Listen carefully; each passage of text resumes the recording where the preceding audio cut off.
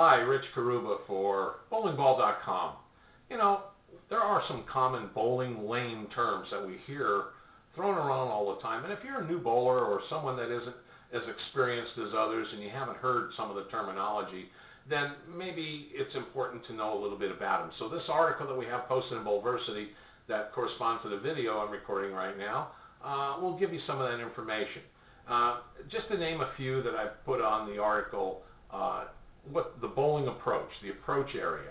Well, that's the area that you stand on to walk up and slide to deliver the ball. The approach area is about at least 15 feet long, and it's embedded on the approach are sets of guide dots or alignment guides, usually 3 sets of them to correspond down the lane to the bowling arrows and to the pin spots on the pin deck. And what you can do is it helps you align yourself so you can monitor how you walk to the foul line, where you start, where you arrive at the foul line to deliver the ball. And also we have those dots at the foul line. They're 12 feet from the foul line and again at 15 feet. So for the people who have longer walking strides or take more steps than another bowler, you can position yourself according to the way you need to be. So when you complete your approach, you're right up at the foul line properly.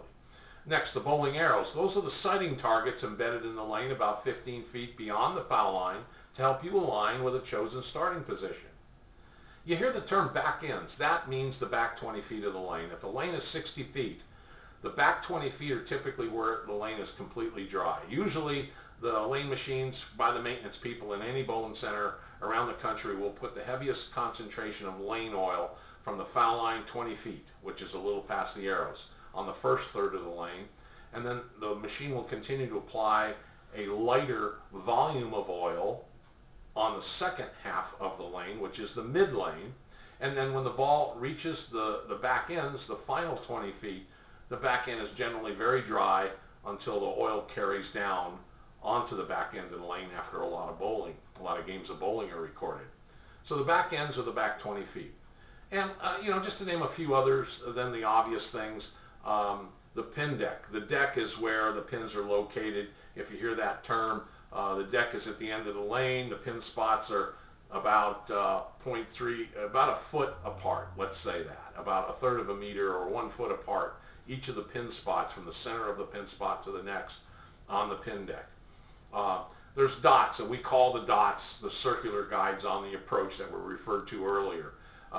They can be used to align where you're going to put your foot and where you're going to visualize a swing path that you're going to release the ball on the dots that are located 6 feet beyond the foul line. So you have guide dots beyond the foul line that don't correspond exactly on the same boards as on the approach.